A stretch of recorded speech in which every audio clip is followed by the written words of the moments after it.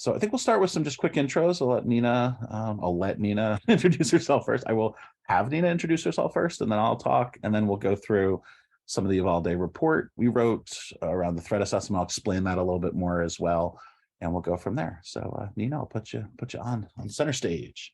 So welcome, everybody. Thank you, Brian. Just want to tell you real quick a little bit about my background, just so you know where my space in my head is coming from. I was a federal agent for 25 years with the Bureau of Alcohol, Tobacco, Firearms, and Explosives, and also the Congressional and Media Affairs Representative for ATF for 6 years. Following my first retirement, I went to work for a rather large school district, had 77 school sites, along with all our buildings that accompanied the school district, major inner city. And then from there, I went into risk management for JPA, which is a joint power authority. It's basically insurance over 34 school districts in Northern California. And now I'm with lovely DPRAP. So welcome. Good to have you here. My name's Brian, and I've done a lot of different things. I started out as a child and family therapist, working with younger kids. Town I happen to have my private practice in, was looking for a counseling center director up in Henniker, New Hampshire, the only Henniker on earth.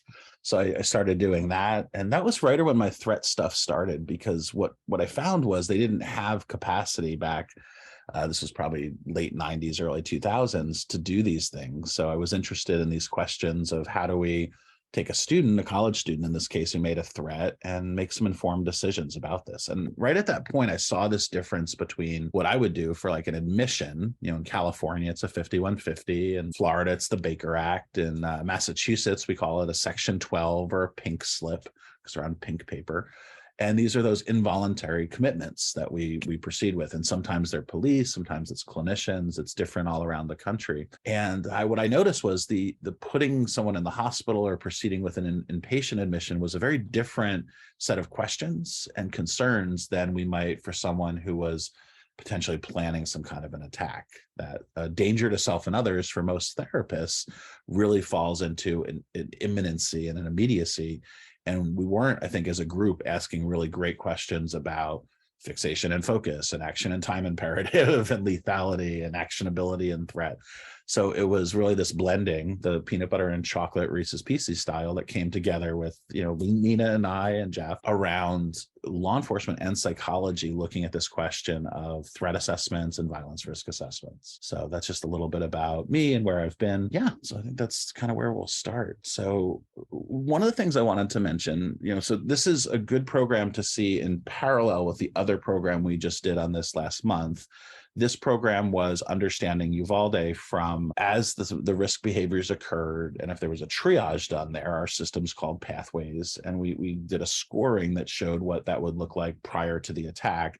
And then Jeff spent some time talking more specifically about issues related to the physical security and maybe some of the systemic failures, not of the law enforcement response, not any of that, because that's been the big thing in the news and the conversation. We didn't want to just add to all that conversation. We wanted to talk about things like work orders and doors and procedures, and how to get out in front of these things, both from a behavioral threat perspective as well as a physical threat perspective. That was that first piece.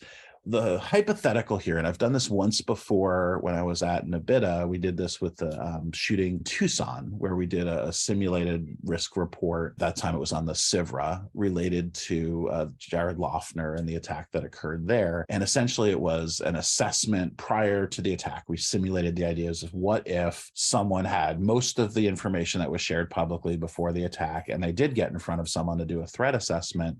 What would that look like? And it's a really, I think, innovative way to show how our system would work. And this won't be a sales pitch for DarkFox. That was important for me from the beginning. If you like the system, awesome. If not, we'll still want to see and talk to you.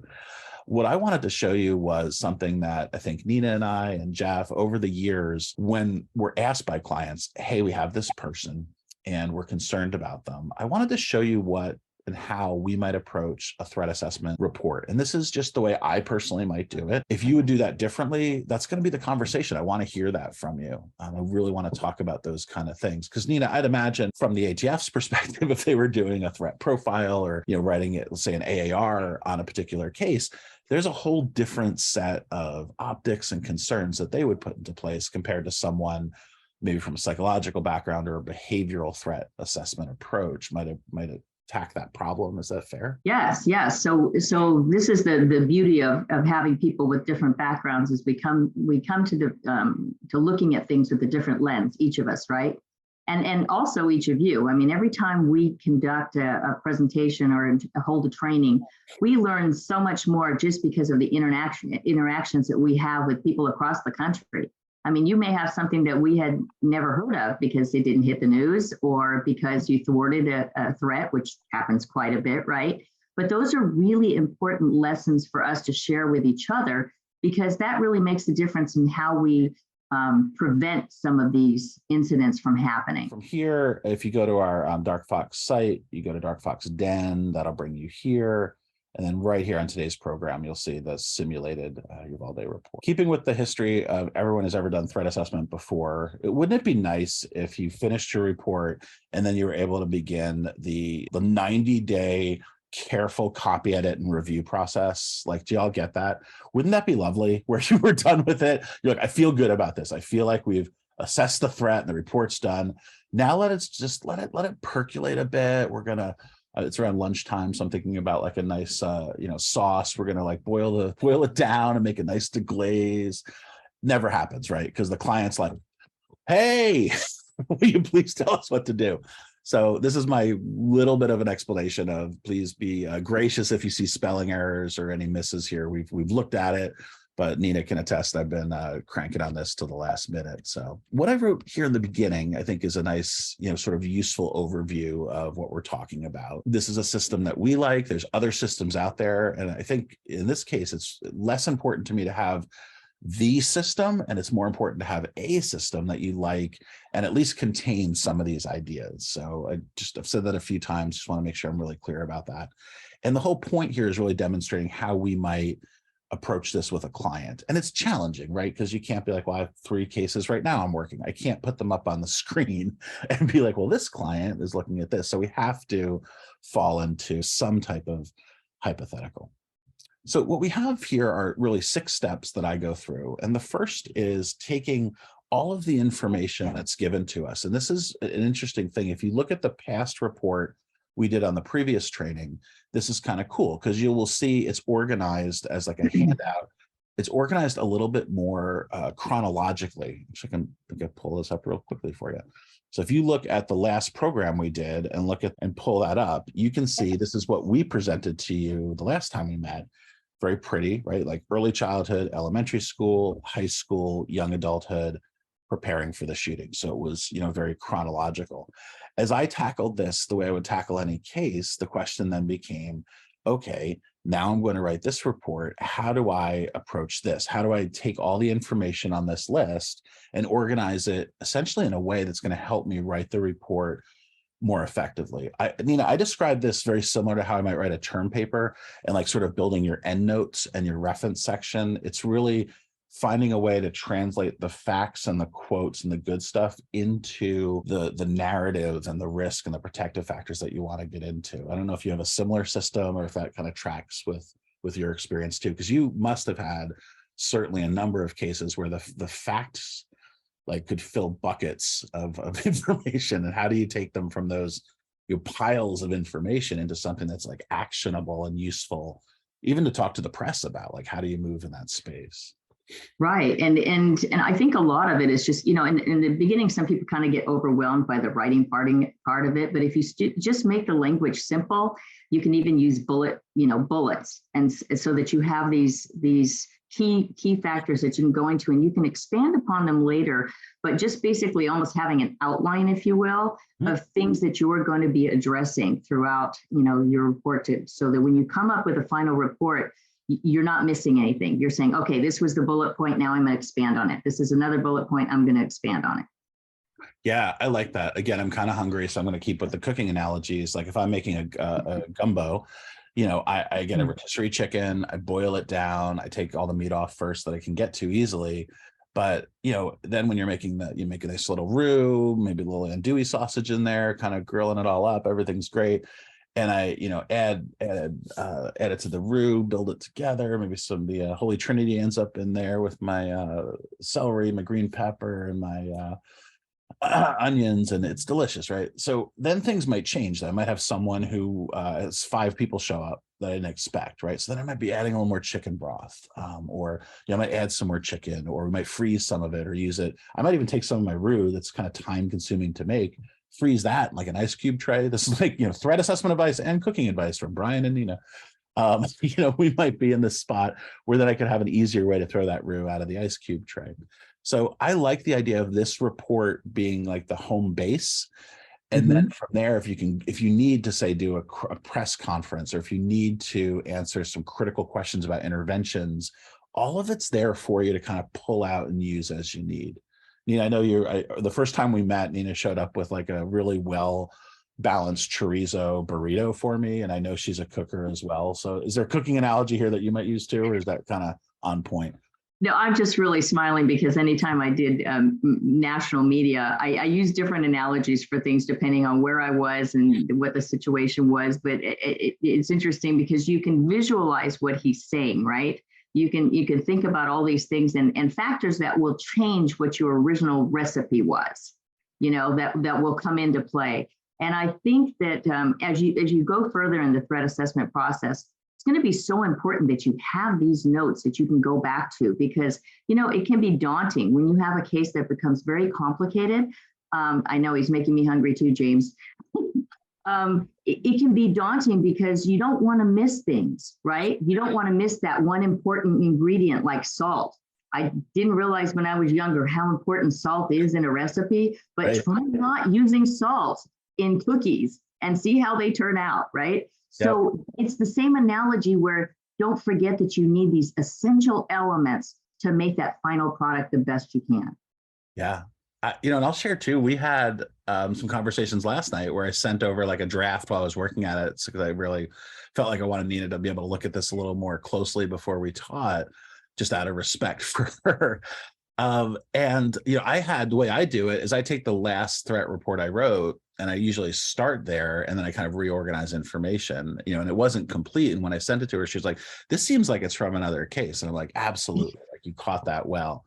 So, the creation of the process, I think, of your report it is like cooking. There's going to be some individuality to it in terms of your process. And we're kind of sharing what's worked for me. I don't know that that'll work for everybody. You gotta, though, there's some core things though, like what Nina's saying about like salt and, there's a cooking basics about, good crunch and texture. The risk factors and protective factors, every threat report that's written, every violence risk assessment or threat assessment, I don't know how you write this without taking some kind of teeter-totter or seesaw approach to, these are the bad things that we see, and these are the good things, and we have to sort of weigh them together, because we can have people on that pathway to violence, on Calhoun and Weston's described and Malloy's talked about in so much great detail. We can have people on that pathway who then have just amazing support networks, family and friends and finances, quite frankly, where they could go away for a little bit. Thinking about COVID and how people kind of got through it. For some of us, it was more challenging because our supports, our finances were not as good as others might have had, in terms of, all the people, all the Hollywood celebrities went to like, their beach house and they were okay because, so it's that kind of thing that we've noticed, especially in the college space, that if there's a lot of resources and support, those protective and stabilizing or anchor factors, those are things that might offset the severity.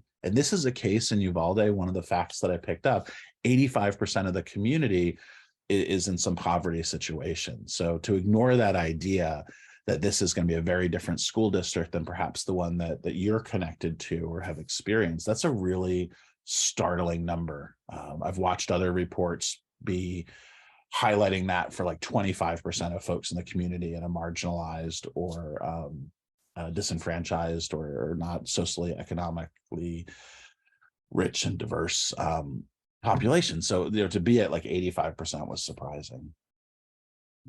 The other part of the mix here that we throw in is if you have access to a specialized measure, and we have several at DPREP. We do one on written threats. We have things that we've done on incel threats or incel backgrounds, as well as white supremacist violence. So there's a lot of things that we can add, and that's really that step 4. I love step 5, the creation of a risk narrative, I think is really powerful. And then the biggest part, I think, for this is creating and basically a plan to implement interventions. I'd say, Nina, if there was one thing I learned doing, all of these assessments that I've done over the years, is the importance of pushing against the idea that it's like 85% assessment of risk, like, this person's concerning, and 15%, this is what you should do.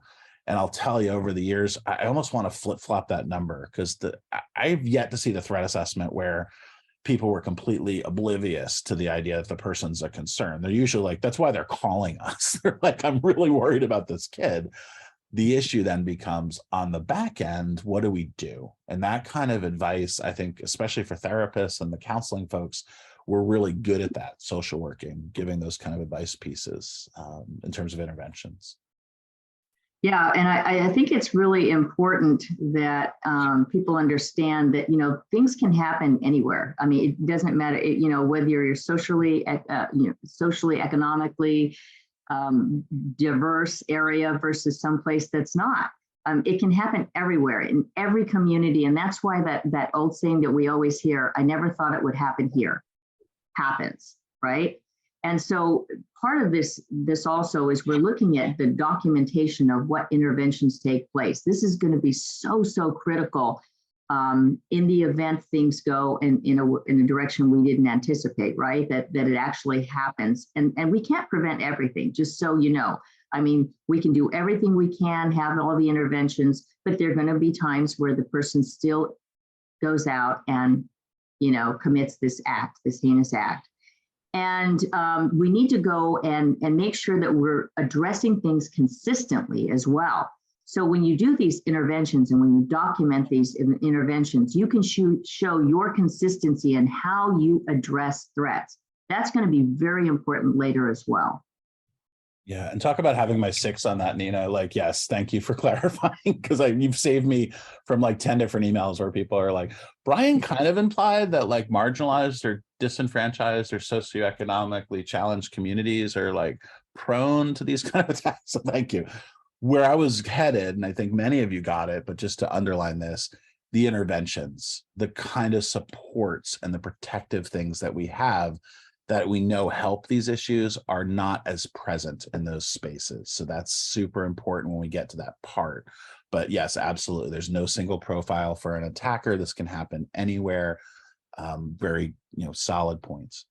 When I organized the thematic data, I wish I could give you, this is the one part that you just kind of got to do on your own. I don't think there's a template for this. The last time I could see doing it chronologically, I think for this one, I looked at the facts and I did a bit of a Q sort, a psychological measure of like all the facts that are there. I didn't spend a lot of time doing this because I didn't want to spend 3 hours figuring out what themes I wanted to highlight, because this is just for me. But I found family, school performance, issues of being isolated and bullied. So I'm looking through the facts and I'm almost jotting down some notes of like what theme develops here. These were the themes that developed for me. What are the potential motivations for an attack? I saw a lot in here, anger towards women, rejection towards women. It was only in writing this report that I saw a very interesting connection between the rejection from his mother, the issues with his grandmother, the issues with the girlfriend, and all of that leading to this sort of rage towards women. Now, this attack, interestingly, if we move away from the report for a minute, didn't really narrow in, at least on my read, to a very specific person or people. It was more of a general location. There's some argument about the 4th grade classroom being the same. But, in other attacks, we see people really calling out individuals, who've teased or bullied or who've rejected them. This seemed broader than that. But you see there's a number of rival plausible hypotheses that are included in here. And when you're writing these reports, really leaning into the Arapaho skeptical, inquisitive mindset. What else might this be? I talk about this from a psychological perspective, plausible rival hypotheses. What else might this be? What might I be missing? Those are important things. There were a number of catalyst events, a number of weapons that were mentioned. And I kind of cut off the data maybe about 2 weeks before the attack.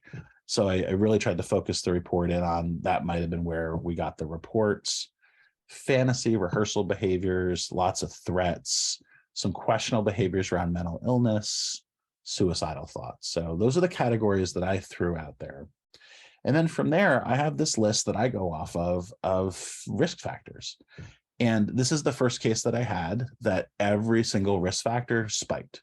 So I won't read these all to you. Certainly we can interact with you again on these, but every single one of these were pulled up into the present factors from marginalization, injustice collecting, catalyst events, threats. It was just all there for us. There was one question I had that needed, well, two really, further exploration. One was the use of substances, and I didn't see that. And I usually see that in cases like these. So I'd be looking for alcohol, cannabis use, methamphetamines, really big party drugs like MDMA or ecstasy. So I didn't see a lot of mention of that. I wonder if it was there. We just didn't hear about that a whole lot. And then there was one part of this, the self-injury incident, that was described, but was curious. The cuts on his face that he said was a joke. He got in a fight with a cat. And then he said he did it himself with a knife. So for those of you who are psychologically trained, there's a big difference between non-suicidal self-injury and suicidal self-injury. So all cutting doesn't necessarily mean it's a suicidal sign. So that was another part that I would dive into a little bit. No protective factors. They were just completely missing. The only one I stretched a little bit with was the grandfather seemed to be giving him some side work in air conditioner repair. Although that's, and I think it's fair to see that potential relationship as a protective factor. The part that's not great is that side work actually funded the attack. But, if we look at, he was having some movement in a relationship with the grandfather. We did two supplemental assessments that you can read about. One is Looking Glass, and the other is the VRAW. These are both books and articles I've written. NBITA does some training on these as well, so I'd encourage you to look for them in that space. Our systems that we use with Pathways and DarkFox for us really incorporate some of the research related to that. But these are two separate systems that look at written threats that were helpful to add to the report. The risk narrative here, I encourage you to look at, really is the story of violence. So what you see here are some of the points that I've just said, I think written up in a language that might be useful. I would keep this because I think there's some language in here that might repeat in courses and cases that you might have as you go forward. And then the last part here, and I'm just not going to read all of this to you because I really do want to get into a conversation, are the interventions. And you see a number of these. I think if I had more time, right, that little joke I made about like, now that the report's done, now I have another 30 days to finalize it. Like if I ever had that experience, I might organize the interventions a little more, like the ones that could be done by the school, by the family, by a therapist. I've even written some interventions, and this is a nice thing about being a therapist, that you can write them very specifically to other therapists who might pick up the case, that if I were seeing him clinically, here's the stuff I would look at and work on. This was actually the back half of my Harm to Others book. So the first half of Harm to Others was how to do threat assessments and violence risk assessments. The other half was here's 5 cases where we actually treat those people and try to get them off that pathway to violence. And that was the same approach we did in the Incel book. And then the same approach I did most recently in the White Supremacist Violence book. Can I tap in on that interventions portion real quick, Brian? Absolutely. So one of the things that we're actually working on for future trainings is speaking to interventions and how there's a lack of handoff from like the K-12 to the higher ed. Huge. And, we're seeing a lot of suicides among athletes that are scholars, and what happens is they have that support system at home when they're in K-12. But when they go to college, which sometimes can be, far away from their family, thus their main support systems, and maybe the therapist they've always seen, the people that are constantly part of their support system, all of a sudden that support system doesn't exist any longer, and they're in the higher ed, world.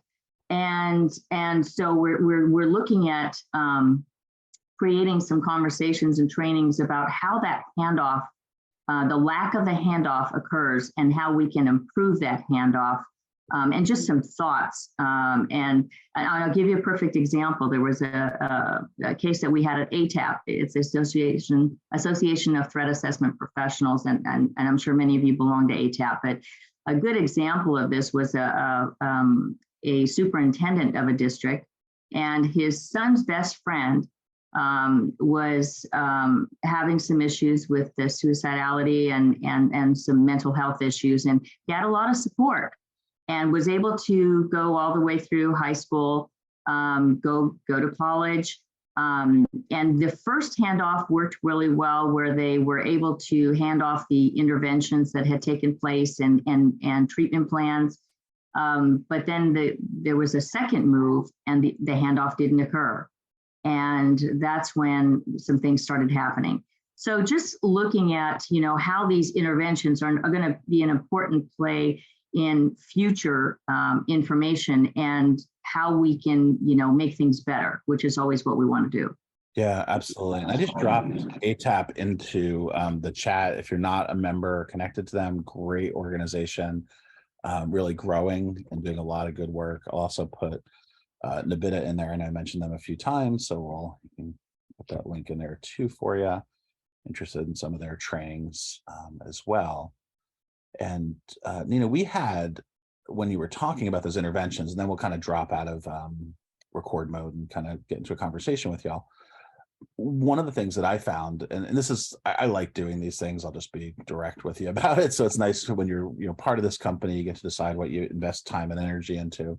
So when we find problems, you can go to the main DPREP website, just dprepsafety.com.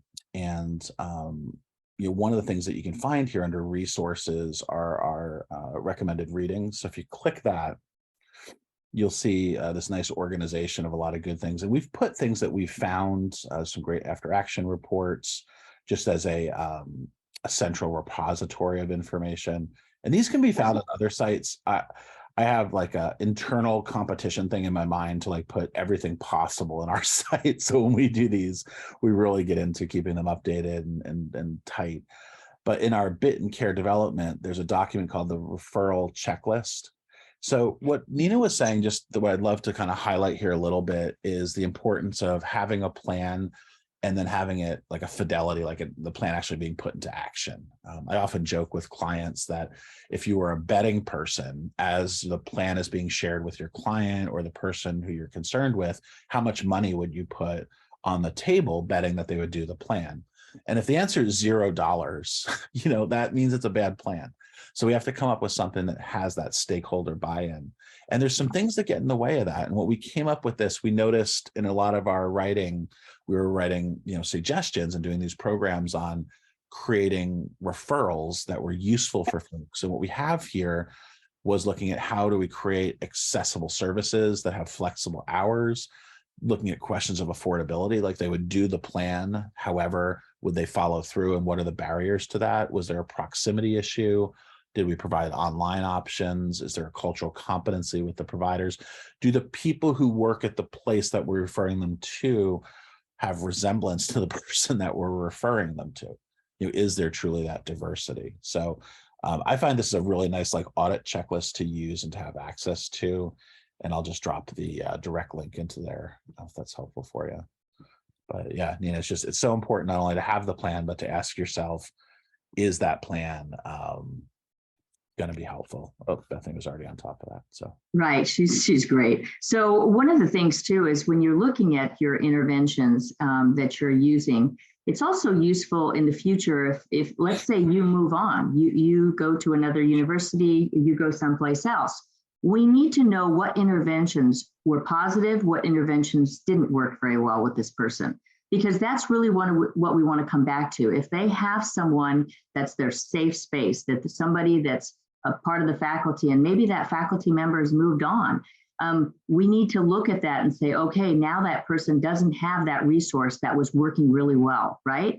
So let's make sure that we're trying to be inclusive in what interventions took place so that we can continually work on those interventions, making sure that they're still accessible to the person in need. Yeah, continuous improvement model, so important. Yeah. So let me go ahead and stop the recording. Thank you. Bye.